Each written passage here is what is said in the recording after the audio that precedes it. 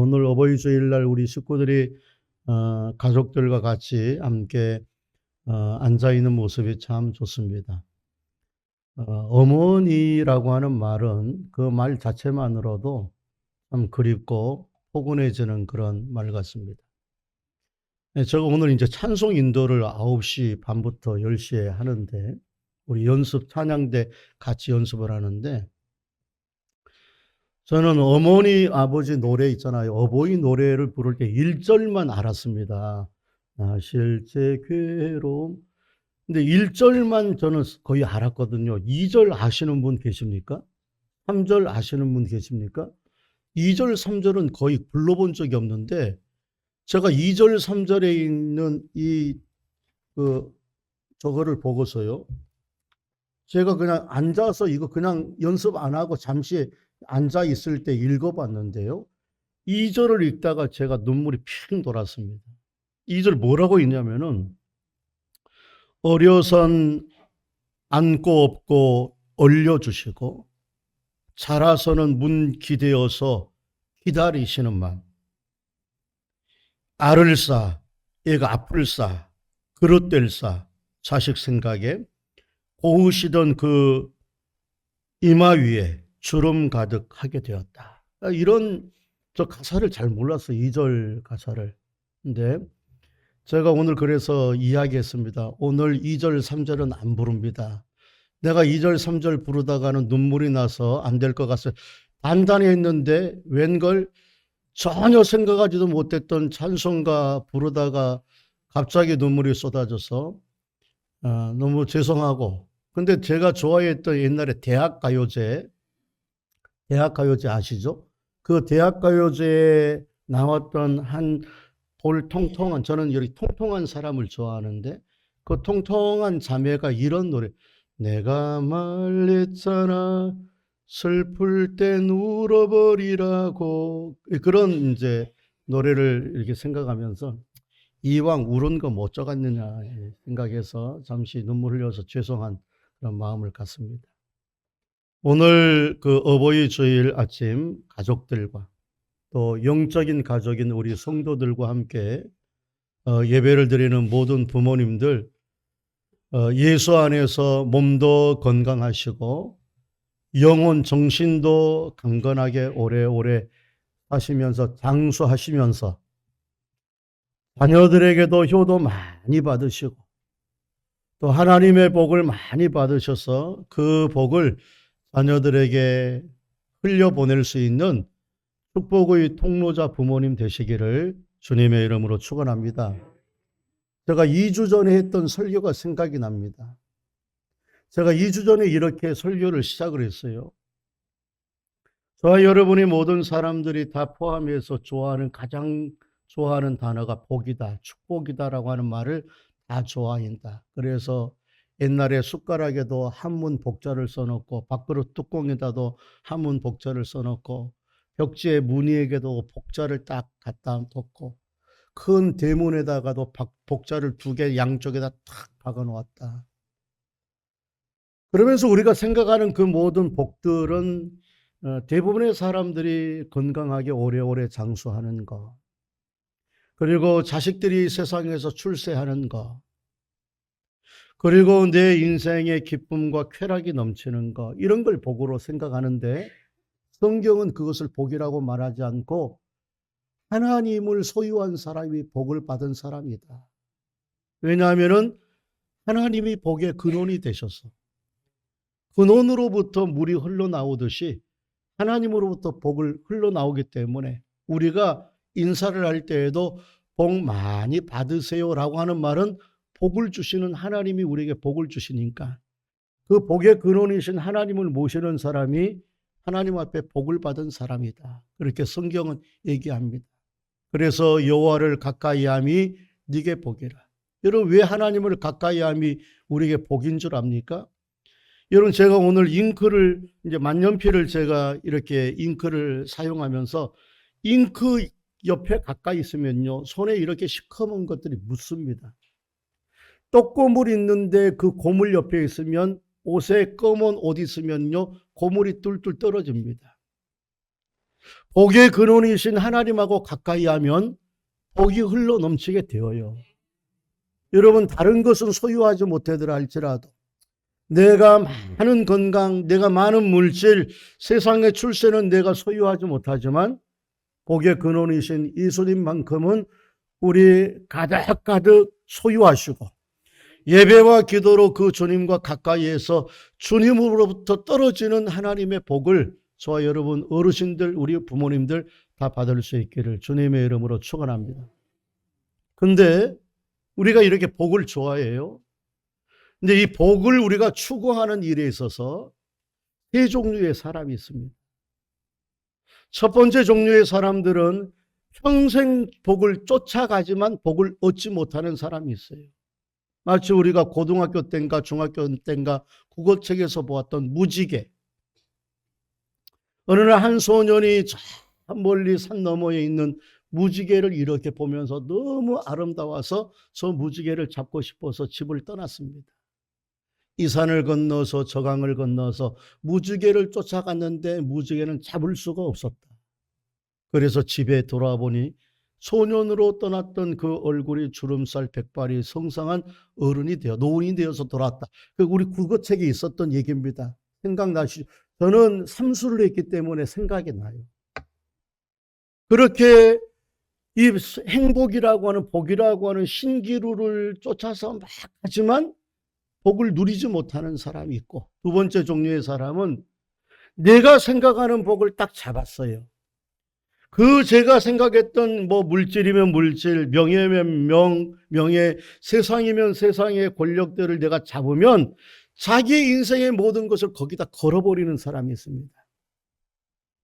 그러니까 복에 집착해서 사는 사람이에요. 우리는 그런 사람들을 가리켜서 이기적인 복의 소유자라고 얘기를 합니다. 그냥 복만 생각하면 자기의 복만 누리려고 다른 사람들은 복을 받건 말건 나만 복 받아야 돼서 다른 사람 막 죽이기도 하고 다른 사람 사기를 치기도 하고 자기만 잘 되겠다라고 끌어내리고 이런 복을 집착하는 사람, 이기적인 복의 소유자가 있는 반면에 세 번째 종류의 사람은 자기가 받은 복을 자기만 누리는 것이 아니라 자기도 누리고 흘러 넘치는 그 하나님의 복을 받은 사람들은 자기의 주변에 있는 사람들에게 흘러보내는, 우리는 그런 사람들을 가리켜서 축복의 나눔자, 축복의 유통자, 축복의 전달자라고 얘기합니다. 하나님이 원하시는 사람은 어떤 사람이겠습니까? 당연히 세 번째 종류의 사람. 복을 주시는 분은 복의 근원이신 하나님이니까. 복은 결국 하나님 앞에 우리가 받으면 그 복을 가지고 자기만 혼자 살겠다라고 바등바등 복 속에서 헤엄을 치며 복에 겨워서 살다가 인생을 마치는 그런 이기적인 복의 소유자가 아니라 하나님 앞에 받은 복을, 건강이면 건강의 복을, 물질이면 물질의 복을, 권력이면 권력의 복을, 예수 알았으면 그 예수 알았음을 내 주변의 사람에게 흘려보내는 사람이 하나님이 원하시는 진정한 복의 사람인 줄로 믿습니다. 왜 그런 줄 아십니까? 복을 주시는 복의 근원이신 하나님이 당신이 가지고 있는 복을 당신만 갖지 아니하고 사람들한테 줬어요. 여러분, 창세기 1장에 보면은 하나님이 우리 사람들을 창조할 때 누구의 형상을 따라 창조하시죠? 하나님의 형상을 따라 창조하시죠. 그리고 하나님이 하나님의 형상으로 사람을 창조하시고 나서 제일 먼저 사람에게 행하였던 것이 뭔 줄 아세요? 복을 주었어요. 사람 창조하고 나서 하나님이 제일 먼저 한 것은 복을 준 겁니다. 그러니까 하나님은 어떤 분이냐 하면은 복을 주시는 하나님이시죠. 우리 창세기 1장 27절과 28절을 한번 볼까요? 하나님이 사람을 창조하셨는데 남자 여자 창조하시고 제일 먼저 줬던 것이 복을 주셔요. 27, 28절 시작. 하나님이 자기 형상 곧 하나님의 형상대로 사람을 창조하시되 남자와 여자를 창조하시고 하나님이 그들에게 뭘 줘요? 뭘 줘요? 복을 주시며 하나님이 그들에게 이르시되 번성하며 땅에 충만하라. 땅을 정복하라. 바다의 물고기와 하늘의 새와 땅의 움직임 저게 다 복 주는 얘기입니다. 하나님이 가장 먼저 했던 것은 복을 줘요. 여러분 한번 들어보세요. 하나님이 하나님의 형상으로 우리 사람을 창조했다라고 하는 형상이라고 하는 단어를 영어로 표현하면은 image of God입니다. image of God. 하나님의 이미지를 가지고 있다. 외적인 이미지가 아니라 하나님의 인격을 가지고 있는 이미지다. 자, 그럼 보세요. 하나님은 가장 먼저 했던 것이 사람을 만드시고 나서 당신이 가지고 있는 복을 당신만 딱 가지고 있는 것이 아니라 그 복을 나누어 줬어요. 그러면은 하나님의 이미지를 가지고 있는 형상을 닮은 사람이라면 가장 먼저 하고 싶은 것이 자기의 복이 있으면 나누어 주고 싶을까요? 집착하고 싶겠습니까? 그게 하나님의 형상의 이미지 아니겠어요? 왜? 하나님도 그러셨습니까?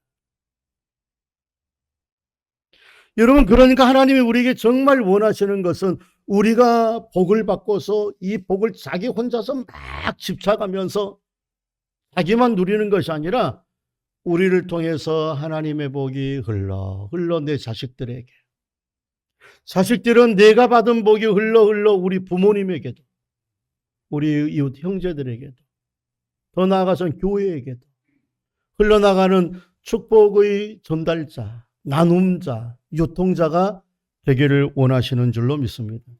그러나 하나님의 뜻을 잘 드러내고 있는 말씀이 창세기 12장이에요. 창세기 12장은 하나님이 저 갈대아 우르 땅에 누구를 부르시죠? 아브라함 부르십니다. 아브라함을 부르실 때 하나님께서 아브라함을 부르신 이유가 뭔 줄 아세요? 성경은 복을 가장 먼저 이야기합니다. 아브라함에게 복을 주시오. 그러면서 하나님이 복을 주시는데 그 복만 자기가 아브라함이 가지고 지 마음대로 복만 누리기를 원하는 것이 아니라 복이 흘러가기를 원해서 뭐라고 얘기하느냐 하면은 너는 복의 근원이 될지니 너를 축복하는 자는 너로 인하여 복을 받게 될 것이다. 그런 이야기가 창세기 12장에 나옵니다. 우리 한번 창세기 12장 1절, 2절, 3절 그런 하나님의 이야기가 나와요. 시작. 여호와께서 아브라함에게 이르시되 너는 너의 고향과 친척과 아비의 집을 떠나 내가 네게 보여줄 땅으로 가라. 왜? 내가 너로 큰 민족을 이루고 네게 뭘 줘요? 네게 뭐 줘요? 복을 줘. 네 이름을 창대케 하리니 너는 뭐가 돼요? 복이 될지라. 3절 시작. 너를 축복하는 자에게는 내가 복을 흘러내리게 하고 너를 저주하는 자는 내가 흘러 저주하게 하리니 땅의 모든 민족이 너로 말미암아 뭘 받아요? 여러분, 제가 쉬운 질문 드릴게요. 하나님이 아브라함을 부르신 이유는 뭘 주기 위해서라고요? 그런데 그 복을 주시는 하나님의 뜻이 복을 자기가 가지기를 원하시니까 너로 말미암아 이방 민족에게 복을 주기를 원하시는 겁니까? 나눠주기를 원합니다. 사랑하는 부모님들, 사랑하는 자식들, 하나님이 주시는 복 많이 받으시기를 주님의 이름으로 축원합니다. 건강의 복도 하나님이 주시는 거예요. 건강의 복 많이 받으셔서 자식이 건강이 잃어버릴 때 부모님이 그 건강을 자식한테 흘려보내줘야죠. 자식이 건강하고 어머님이 몸이 약하면은 자식이 그 건강한 복을 부모님에게도 흘려보내줘야죠. 부모님이 물질에 많은 복을 누리셨습니까? 그 복이 자식에게도 흘러가야죠. 자식들이 장차 커서 돈을 많이 벌었습니까? 자기의 자식들만이 아니라 부모에게도 그것이 흘러가야죠. 그러니까 하나님이 원하시는 것은 그 축복이 머물지 아니하고 하나님 앞에 흘러가는 것을 원하셔요. 그래서 하나님이 그 축복이 흘러가도록 아브라함을 어느 땅으로 가게 하셔요? 가나안 땅. 가나안 땅이 왜 그래? 제가 누누이 말하지만 가나안은 모든 교통의 요지입니다. 중심입니다. 애굽에 있는 사람들은 북진 정책을 해야 되고 이쪽으로 가서 장사를 해야 돼요. 그러니까 가나안 땅을 거쳐가야 돼요.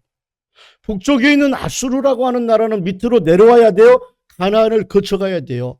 메소포타미아에 있는 사람들은 저 서쪽으로 와야 돼요. 그러면 가나안 땅이 중심에서 가나안 땅을 거쳐가야 돼요. 이 가나안 땅에서 아브라함이 하나님을 딱 믿고 복의 근원이신 하나님을 애굽에게다도 흘러가게 하고 아수르에게도 흘러가게 하고 바벨론으로 흘러가게 하기 위하여서 하나님이 여기로 부르셨어요.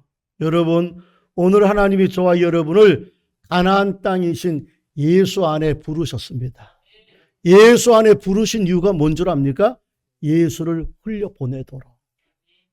가장 큰 복의 근원이신 예수를 내 자식들한테 흘려보내야죠. 우리 부모님한테 예수님을 흘려보내야죠. 그러면 예수님을 흘려보내면 예수가 들어가는 곳마다 예수님이 가지고 있는 복이 그분들한테 흘러가게 되어져 있어요. 여러분, 이런 복의 소유자, 복의 통로자가 되시기를 주님의 이름으로 축원합니다. 그 대표적인 한 사람이 오늘 본문에 있는 요셉입니다. 여러분, 과연 요셉은 하나님의 은혜와 복을 많이 받았어요. 하나님의 은혜와 복을 많이 받아가지고 요셉은 에란 내가 이 가나안 땅에서 여기 애굽으로 풀어온 김에 복을 받은 건 내가 지금까지 고생한 것 다 내가 보상받을 거야. 그래서 자기 혼자서 그 복을 누리다가 인생에 빠져 죽은 것이 아니라 그 복을 다 사람들에게 흘려보냈습니다.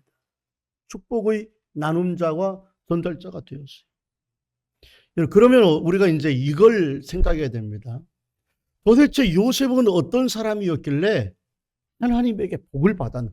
복을 받은 게 중요한 거 아니겠어요? 복을 받아야지 나누어 주죠. 도대체 요셉은 어떻게 하나님 앞에서 살았는가? 왜 하나님은 요셉을 복을 받을 수밖에 없는가? 그 한 가지만 얘기를 하려고 합니다. 그 한 가지는 요셉이 하나님과 동행하는 영성, 하나님과 함께하는 영성의 소유자였다는 거예요. 여러분, 우리 한번 39장 1절과 2절을 한 번 더 읽어보겠습니다. 우리 1절, 2절 다 같이 시작.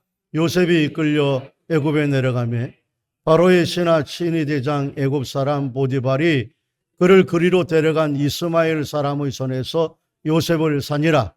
여호와께서 요셉과 함께 하심으로 그가 형통한 자가 되어 그의 주인 애굽 사람의 집에. 여러분, 우리들은 대부분의 사람들은요, 요셉의 이야기를 들을 때마다, 요셉의 이야기를 볼 때마다 가장 먼저 보는 것이 요셉이 형통하였더라. 한 번 더, 요셉이 형통하였더라. 여러분, 이 형통이라고 하는 영어의 해석을 보니까 success, 우리가 잘 알고 있는 성공, success입니다.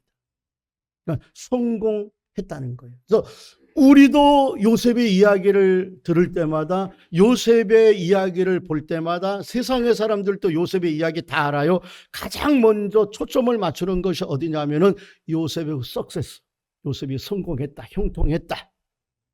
근데 성경은 요셉이 석세스 했다라고 하는 것보다 더 먼저 우리를 보게 하는 대목이 있습니다. 그 대목이 뭐냐면은 여호와께서 요셉과 함께 하심으로. 우리는 요셉이 형통했다, 요셉이 석세스 성공했다, 거기에 초점을 맞추는데 성경은 그 이야기 하기 전에 여호와께서 요셉과 함께 하셨으므로. 여러분, 우리는 이것을 함께하는 영성이라고 얘기해요. 함께하는 영성. 여러분, 함께하는 영성을 아세요? 제가 그 설명을 이렇게 풀어나가려고 합니다. 함께하는 영성이란 이런 거예요. 여러분, 하나님께서 우리 사람을 창조하실 때 하나님의 이미지 오브 갓, 하나님의 형상으로 우리 창조를 하셨다고 했어요. 그 하나님의 형상으로 창조한 것 가운데 결코 빼놓을 수 없는 것이 하나님의 영을 우리 사람에게만 영을 딱 부어주셨습니다. 그래서 영적 존재로 만들었어요. 여러분, 동물들은 영혼 없습니다. 영 없습니다. 정신은 있어요. IQ는 있어요. 그러나 하나님을 닮은 영이 없어요. 그래서 동물은 죽여도 괜찮은 거예요.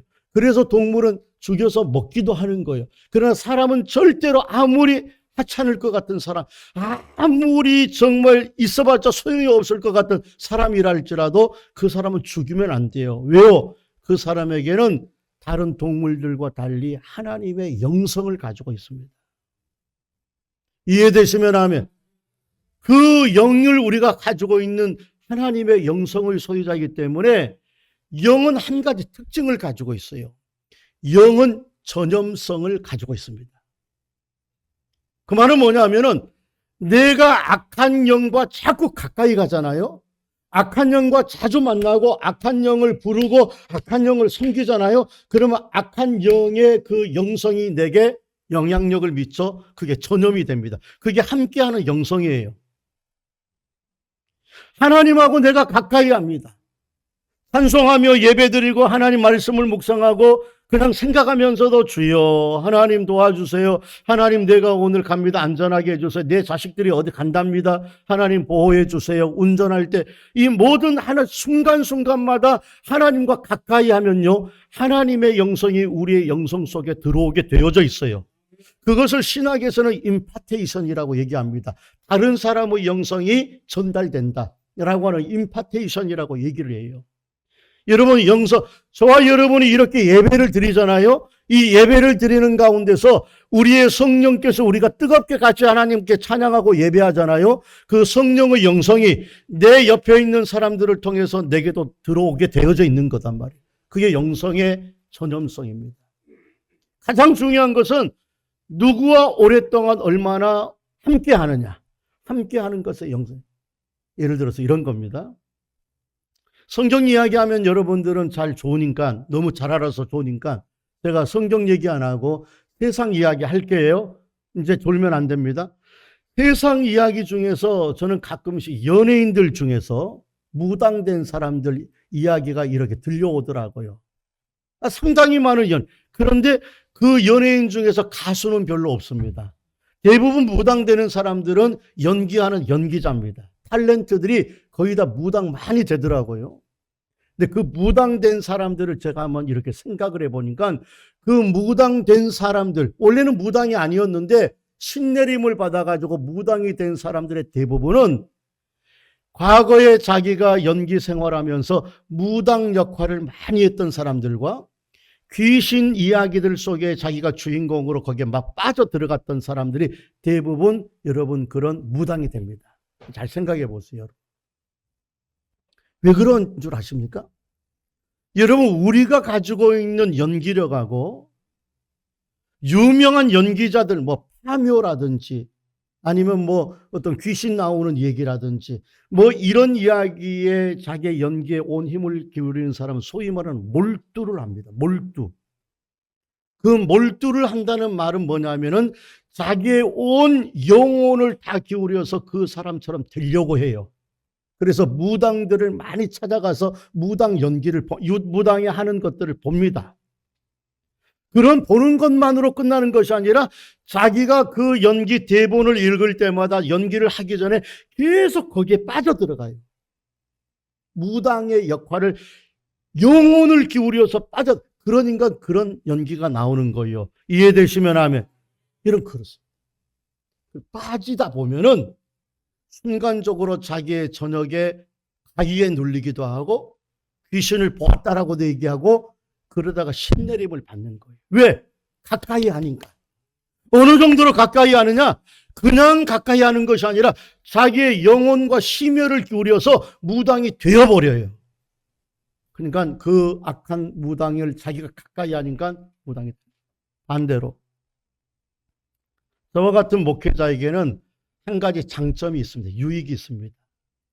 그래서 뭐냐면은 저 같은 목회자들은 어쩔 수 없이 하기 싫어도 힘들어도 안 하고 싶어도 어쩔 수 없이 하나님의 말씀을 가까이 하지 않을 수가 없어요.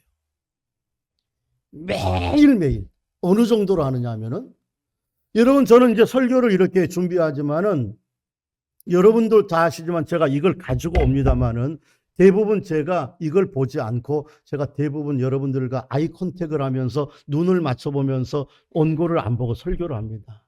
여러분 그거는 그냥 되는 게 아니죠. 그 말은 뭐냐면은 제가 주일날 설교를 준비를 하면 매일 그 설교를 되게 책임질합니다. 생각으로 그리고 입으로 운동하면서 시부렁시부렁 거리면서 그 모든 설교들을 다 외워요. 어느 정도로 외우느냐? 제가 주일날 설교를 하기 위해서는요. 토요일 날도 계속 이 말씀을 묵상할 뿐만 아니라 저녁에 자기 전에도 이걸 계속 생각합니다. 생각하다가 잠자요. 그리고 요즘에는 소변으로 2시, 3시에 일어나고 뭐 4시에 일어나고 한 2번씩 일어난단 말이에요. 그럴 때도 가장 먼저 일어나서 화장실 가면서 생각하는 게 오늘 요 대목에서는 그거 생각이에요. 새벽마다 설교를 준비하기 위해서 저녁에 준비하고 나서 저녁잠을 잘 때요, 그냥 자지 않습니다. 오늘 설교를 내가 새벽 아침에 어떻게 할까? 일어나서 운전을 제가 하고 운행을 하잖아요. 그럴 때에도 설교를 연습하면서 갑니다.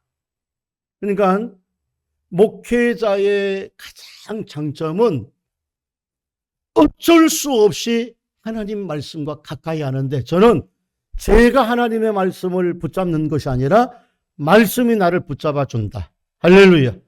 말씀이 나를 지켜주는 거예요. 그러니까 하나님의 말씀과 가까이 하다 보니까 하나님의 영성을 잊어버릴 수가 없는 겁니다. 여러분, 이것이 하나님과 함께하는 영성인데 요셉이 그렇게 살았어요. 여러분, 정말 요셉은 하나님과 함께하는 영성으로 살았던 사람인데, 오늘 본문에도 보니까 여호와께서 요셉과 함께 하셨다라고 하는 말이 여러 번 반복됩니다. 2절만 그런 것이 아니에요. 2절을 우리 다시 한번 볼까요? 2절. 2절을 한번 보시죠. 2절, 그 앞에 있는 2절 시작. 여호와께서 요셉과 함께 하심으로 그가 형통한 자가 되어 그의 주인 애굽 사람의 재배에 있어.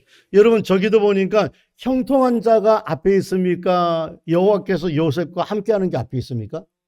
그게 먼저 중요한 거예요. 3절에도 있습니다. 3절 우리 시작. 그의 주인이 여호와께서 그와 함께 하심을 보며 또 여호와께서 그의 범사가 형통하게 하심. 그러니까 보디발이 본 것도 요셉의 형통을 먼저 안 봤습니다. 보디발에 본 것은 여호와께서 요셉과 함께 하신 것을 먼저 봐요. 근데 성경 요셉의 이야기를 다루고 있는 성경 전체를 봐도요, 가장 빛나게 나타내고 있는 이야기가 여호와께서 요셉과 함께하는 영성이 가장 빛나고 있습니다. 예를 들면 이런 겁니다. 보디발의 집에서만 하나님과 함께하는 영성이 아니었어요. 감옥에 갔을 때. 한번 보실래요? 우리 39장 20절 21절. 39장 20절 21절. 39장 20절 21절. 시작. 이에 요셉의 주인이 그를 잡아 어디에 가뒀어요? 그 옥은 왕의 제수를 가두었던 곳이더라. 요셉이 옥에 갇혔어요. 시작. 여호와께서 요셉과 뭐해요? 함께 하시고 그에게 인자를 더하사 간수장에게 은혜를. 그러니까 보디발의 집에서만 하나님과 함께 한 것이 아니라 감옥에 가 있을 때도 함께 하는데, 감옥에 가 있으면서 또 그 다음 장면 23절을 볼까요?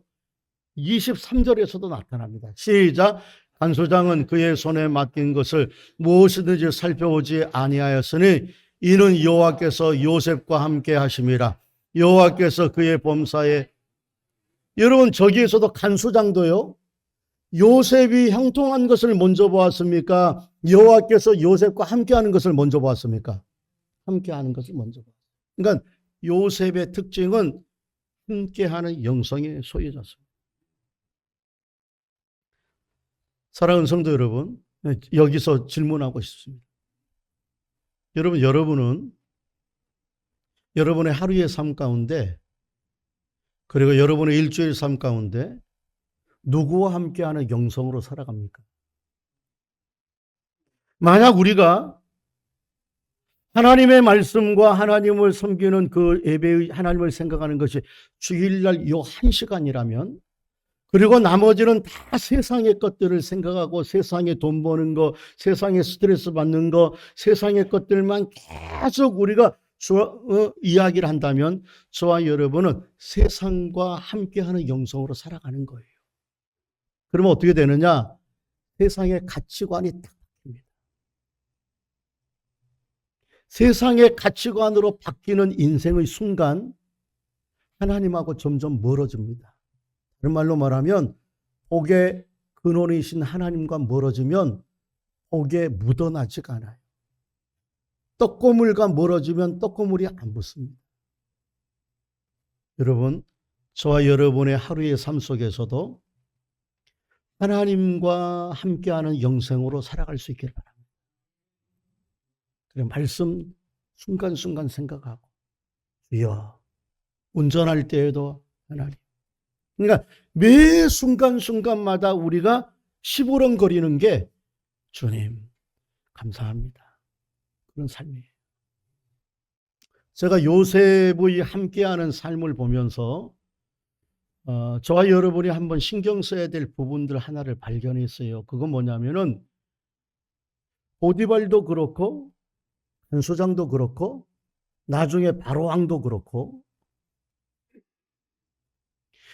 하나님이 요셉과 함께하는 것을, 함께하는 영성을 요셉 자기만 확인하고 느낀 것이 아니라 하나님을 모르는 주변에 있는 사람들이 다 봤다는 거예요. 하나님이 요셉과 함께하는 걸 다 봤다는 거예요. 보디발도 하나님이 요셉과 함께하는 것을 보았다라고 얘기하고, 간수장도 하나님이 그들과 요셉과 함께하는 것을 보았다라고 얘기하는 걸 보니까 요셉 혼자만 나는 하나님과 함께하는 거야 라고 느낀 것이 아니라 다른 주변에 있는 사람들이 다 봤다는 거예요. 무슨 말인지 이해가시죠? 그러면 저는 이렇게 질문을 드리지 않을 수가 없어요. 도대체 뭘 봤길래? 주변에 있는 사람들은 왜 요셉을 뭘 봤길래 요셉이 하나님과 함께하는 것을 볼 수가 있었는가? 그게 저는 요셉의 말이었다. 말이 믿음이고 말이 영성이고 그 말을 들어보면은 믿음의 영성이 뿌리가 딱 나오는 거예요. 말이었다. 여러분, 성경에 나타나온 이 요셉의 말을 보면요, 정말 나올 수 없는 순간에 하나님 딱 얘기합니다. 그 대표적인 것이 창세기 39장 8절입니까? 9절입니까? 거기에 보디발의 아내가 유혹할 때 하나님 그 얘기를 하는 거예요. 한번 보세요. 한번 다 같이 한번 읽을까요? 시작. 이 집에는 나보다 큰 이가 없으며 저희는 아무것도 내게 금하지 아니하였어도 금한 것은 당신뿐이오니 당신은 그의 아내임이라. 그런즉 내가 어찌 이 큰 악을 행하여 누구께?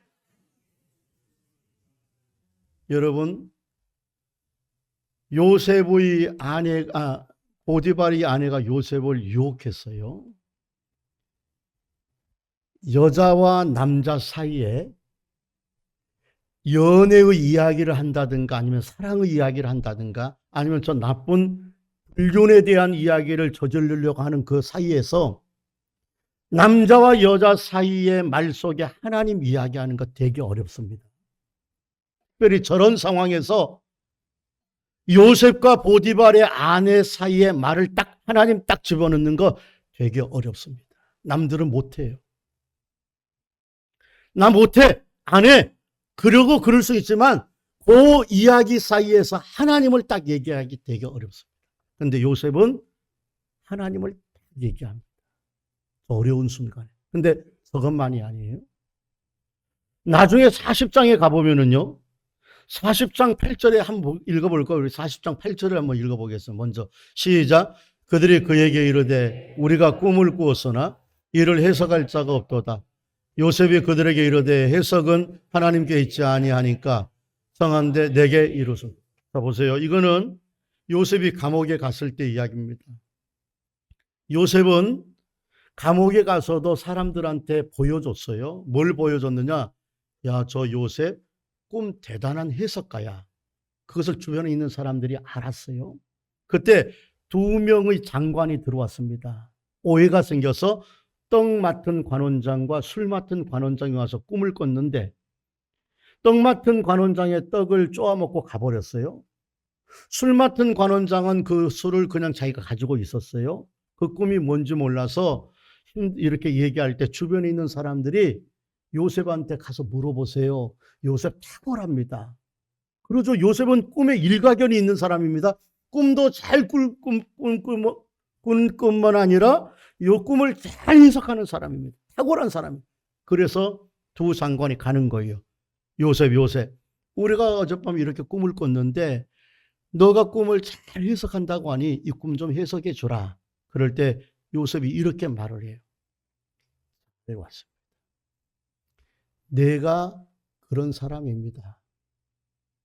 나는 꿈을 해석하는 사람입니다. 내가 잘해 이렇게 안 합니다. 뭐라고 딱 얘기하느냐? 꿈의 해석은 하나님께 있습니다.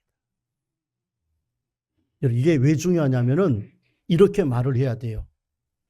여기서 이 장관 한 사람으로 말미암아 자기가 억울한 누명 벗고 이 죽음의 감옥에서 벗어나기 위해서는 내가 제일 잘해요. 알았습니다. 다른 사람 안 오고 내가 그 꿈은 내가 최고입니다. 이렇게 말을 해야 돼요. 그래야지 감옥에서 벗어나요. 근데 요셉은 그렇게 말 안 해요. 나는 아니고 하나님이 해석합니다.